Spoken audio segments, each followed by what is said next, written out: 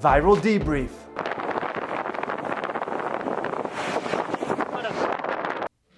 Coming up. Hey 7-4 crew, welcome back. If you don't know me, my name's Kelsey. I'm a 747 pilot. My channel, 7-4 Gear, is all about aviation. Breaking down videos on this viral debrief series that you all send me is a lot of fun. If you have a video that you want to see in this series, the two easiest places to send them to me, my Instagram or the free forum, 74gear.com. Let's get into it.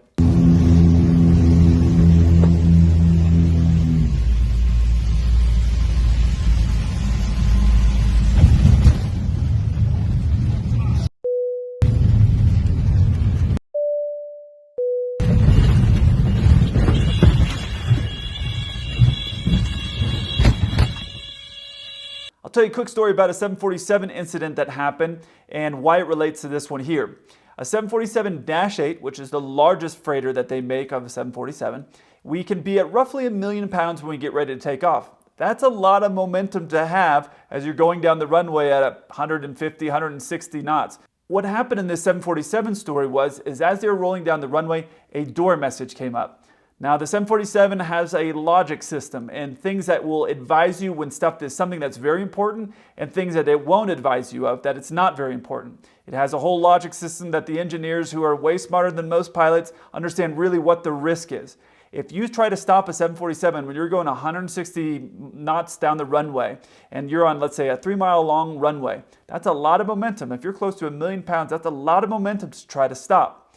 So what happens is they call that a high-speed reject. That high-speed reject is something that most pilots always want to avoid. We have a speed that we decide that we're going to go flying no matter what. Below that speed, it is your choice to reject the takeoff or not. But in many cases, even though you're not at that speed yet where you have to take off, in some cases it's smarter to take off, and the logic in that computer on the 747 will not make a noise or an alert for things that are not that high of a risk. And that's what happened in this situation. They got this message that the door had opened. Now that's something that if your door opens on a 747, depending on what door it is, you can still take off, come back around and land. You don't need to pressurize. You could be at 3,000 feet, not a big deal. Come back in, around and land, and you're going to be fine. It's not something that's ideal, but it's probably not going to cause you to crash when you take off. Now, hindsight is always 20/20, right? Like in this situation here, you go, well, obviously you should have taken off. Well, we know that because we're watching that video. Now, in his situation, what happened is they decided to abort the takeoff. They forgot to use the thrust reversers because aborting a takeoff is only something that you really do in training, especially a high-speed abort like this. It's not something you normally do. They ended up melting all of the tires and the brakes, and there was all kinds of problems because they forgot to do some things. There is a rejected takeoff brake setting, but if you stomp on the brakes, it kicks that off. So anyway, there were some things that went wrong in this situation here. But the reason I bring that up is because in this situation here, had that pilot continued to take off and come back around and land, would he have been in more danger or less danger? I've talked about the story before. When I was doing my first multi-engine flight, my door that was next to me came open. It's kind of like this here. That door, if that door were to rip off, it would have flown over the plane. It probably would have landed somewhere there at the airport. Probably nobody would have been hurt, and they could have came back in around and landed again.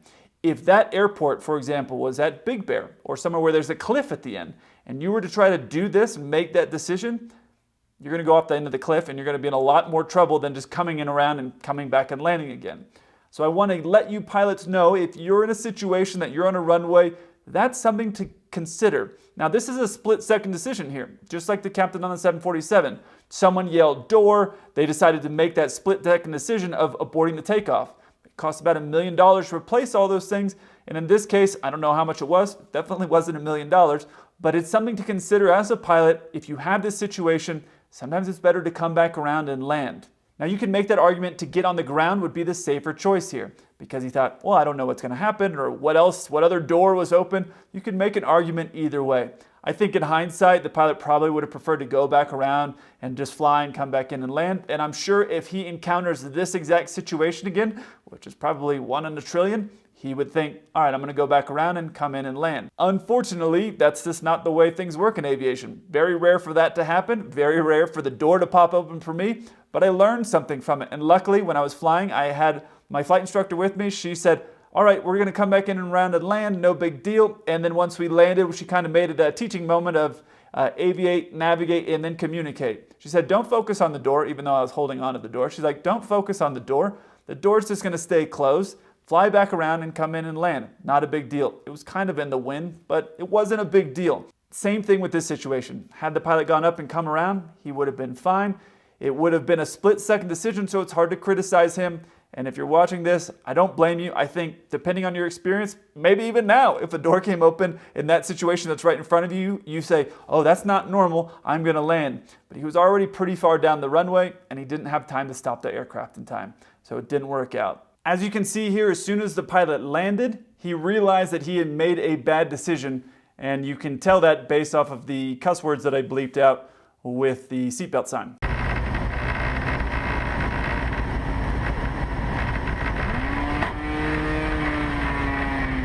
That's never good.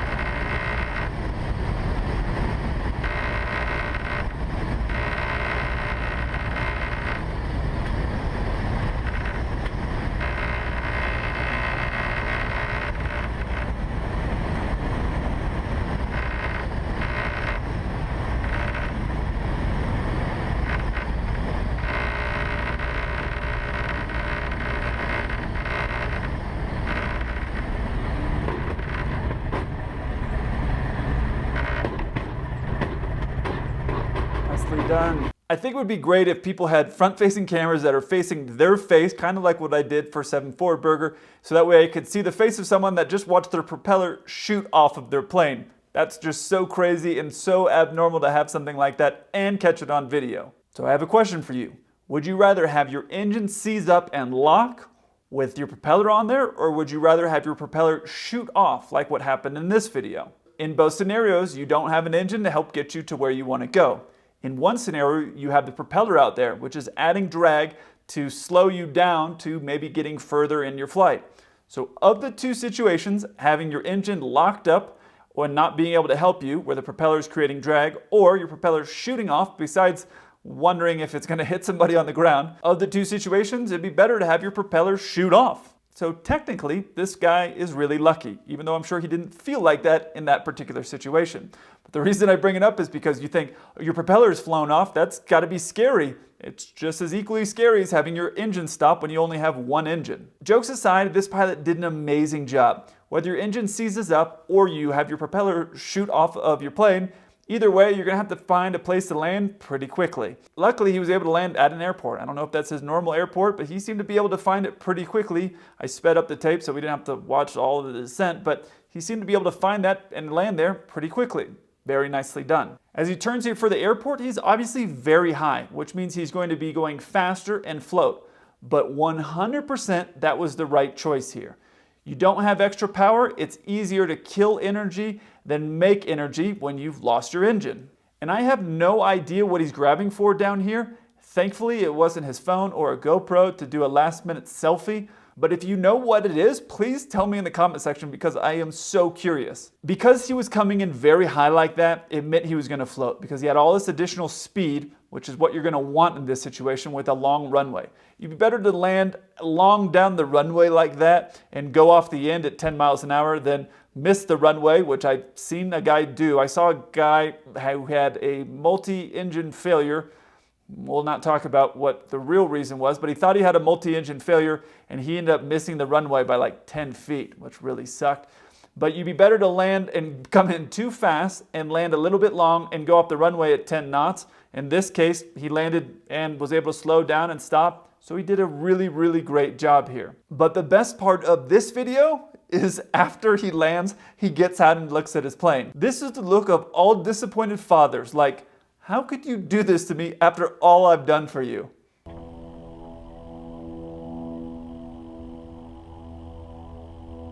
Hopefully this guy finds that propeller, because man, that would be so cool to mount up on your wall and have in your house and then have this video to go with it. That would be so cool. I don't know if it's going to help you convince your wife to go flying with you or not on a nice Sunday day like this, but hey man, congratulations. You did a great job here. It was well executed. You came in fast, which is what I would do in that situation. You landed on the runway. You got everything done. You got the plane on the ground safely.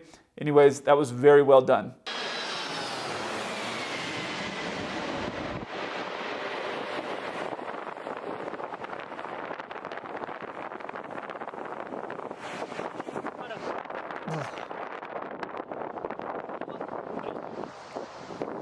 Embarrassing.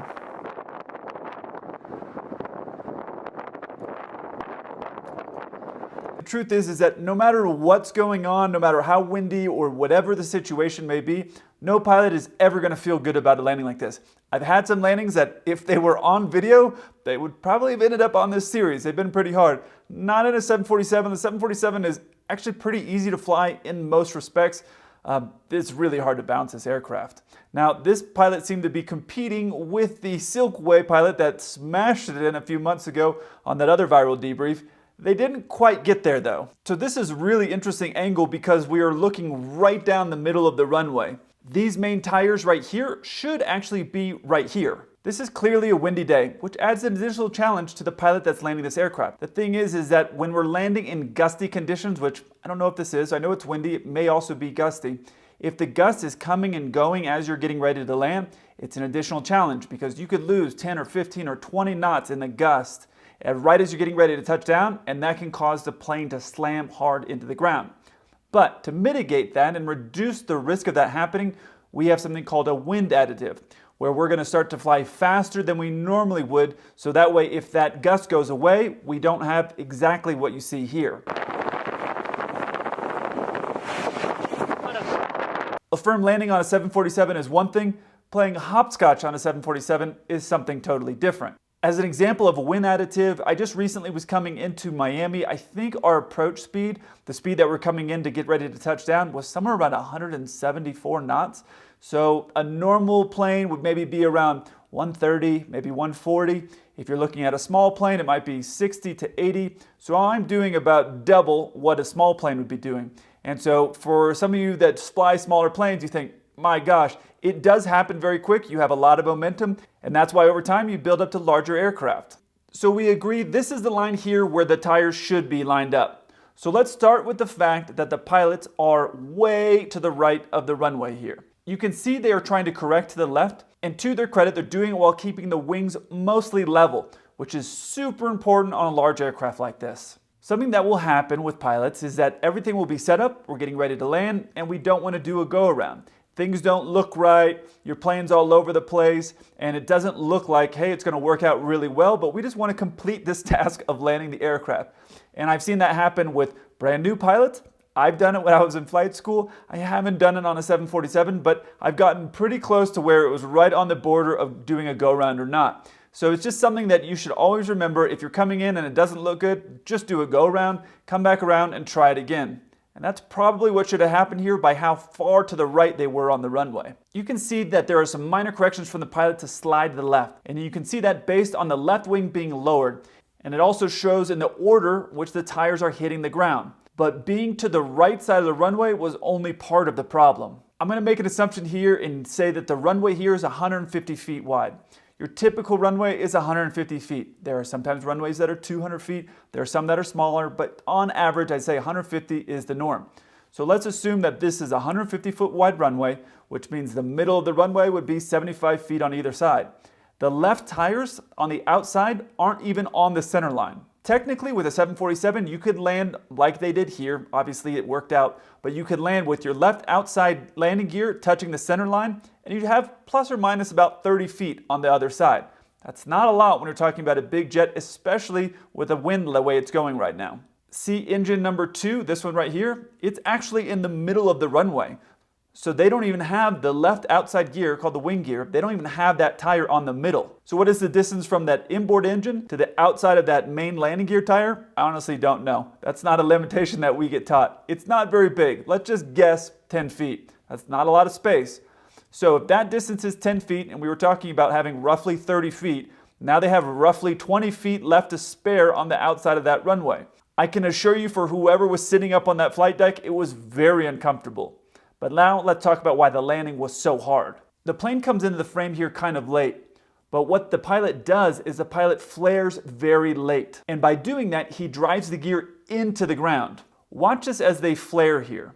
On the 747, I always flare at 30 feet. Everyone has their own strategy and style, but that's when I like to flare. That flare slows your descent rate. But after you flare a 747, you need to let off the back pressure, and what will happen is the gear will slide up a little bit because the nose will go forward and the gear will actually come up. But as you're very close to the ground here and you flare, what you're actually doing is driving those main gear into the ground even harder than if you just landed normal. I'm going to talk about a hypothetical situation here. I'm not recommending that anybody does this. But in this situation, you have a few options. One of them would be adding power. If you added power here, what you would do is reduce the rate of descent into the ground, and you would start pushing the aircraft forward, which would make the landing smoother. It doesn't justify being so far off the side of the runway. It's probably not the best course of action, but by doing that, you would have reduced the impact of going into the ground. By flaring this late to the ground, you just make the landing even harder. Adding power at the last second like that isn't something that normally happens. I've done it before when I was flying a CRJ. We were coming in and we lost a bunch of speed. I added some power right before we landed and it worked out to be really great. But it doesn't always work like that on a big engine like the engines that we have on a 747.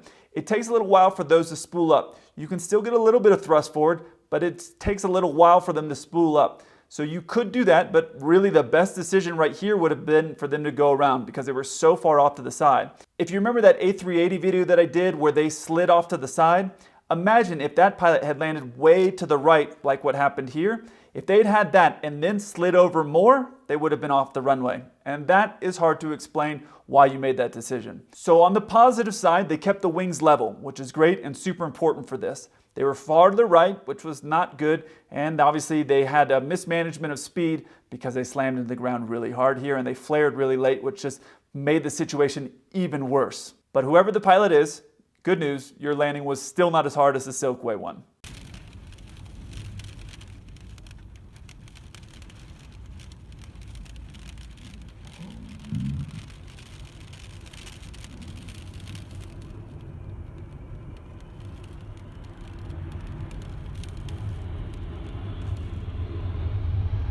Wow.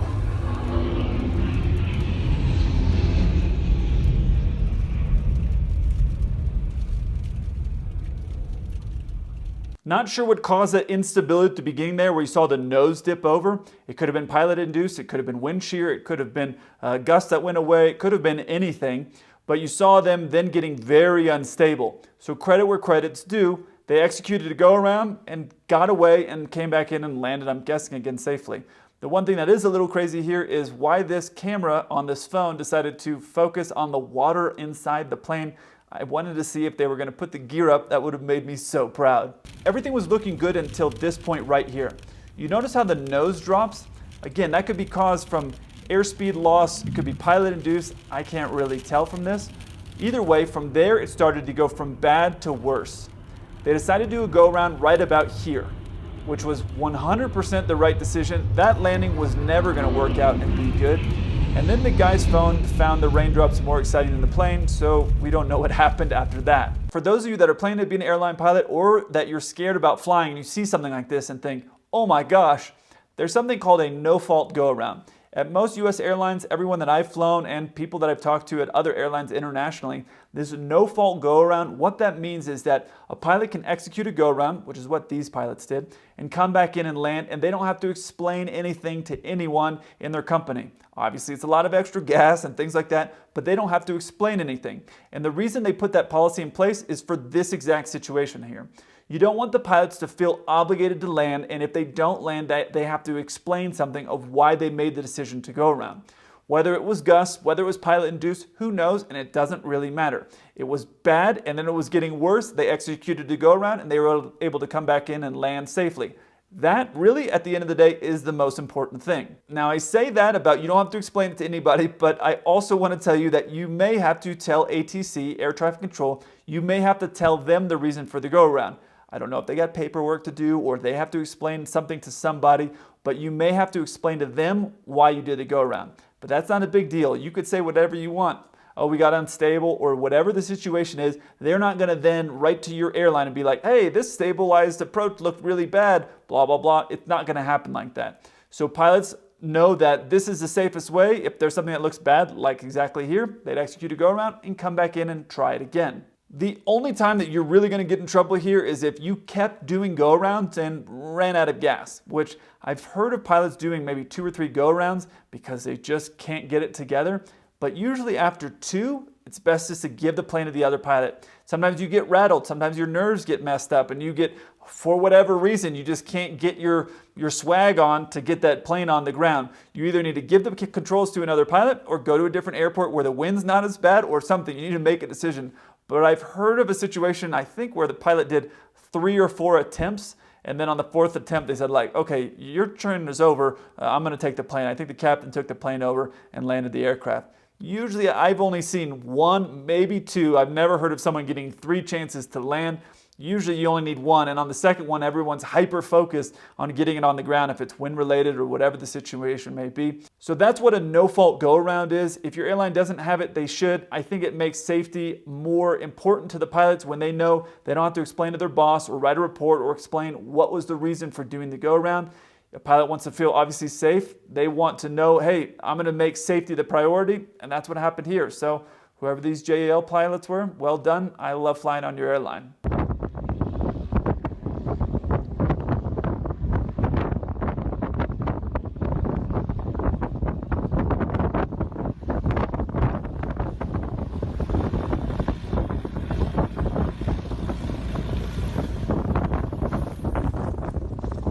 Nice.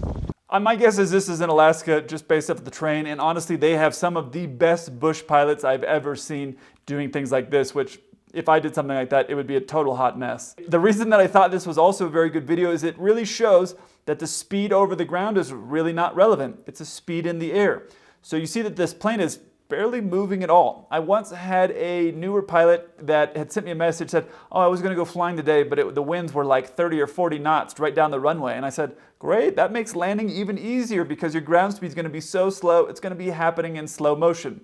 Now, obviously, that's true and not true. This pilot is very skilled. They're doing a very good job. You can hear the wind speed is changing, so they need to be very quick to react to keep their speed up so that way they don't fall out of the sky too high in the air. But they did a really good job. But that just goes to show you how important the air is, not the actual ground speed. When I went and started flying some smaller planes after I was flying the 747, our normal speed that will come in and land, I'd say maybe 140, 150, something like that. Last night when we came in here, I think our ground speed was 190 because I was coming into, I'm in Bogota right now.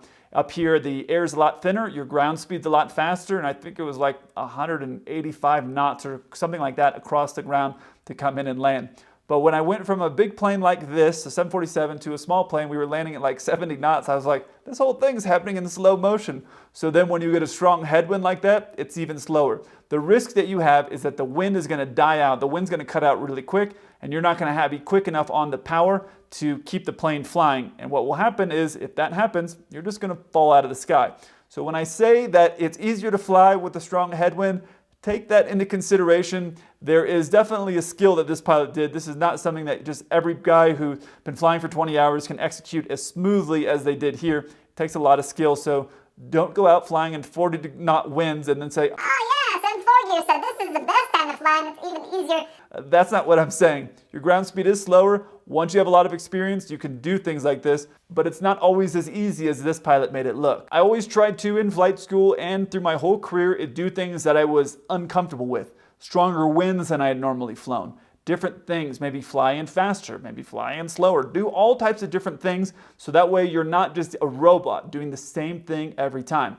You want to challenge yourself like what this pilot is doing, so that way if you're in a situation where it is really windy and you didn't plan on going to this place and now there's these very strong winds, that you're able to do things. And you want to do it when you have a lot of opportunities to get out, meaning you have enough gas that if you go there and you're just like, I cannot do this, that you can leave, come back, and maybe come back with someone that's more experienced that can kind of walk you through it. So that's something that I do as I try to challenge myself.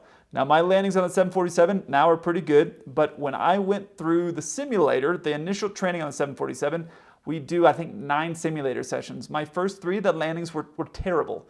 If you ever meet my simulator partner, he will tell you they were so hard. I just smashed every single one of those landings and it was really bad. So you're going to be doing stuff that's outside your comfort zone, but you just have to continue to try things and keep pushing through and know that over time you're going to get better. If you want to see more videos of me messing up, watch this early YouTube video where I left the bloopers on at the end of the video. A lot of people never saw it, and I know that you didn't see it because you didn't comment about it. They're terrible. So if you want to see me messing up some stuff, check out this Hollywood versus reality here. And if you want to see some other pilots messing things up, check out this video up here. I look forward to hearing from you. Until then, keep the blue side up.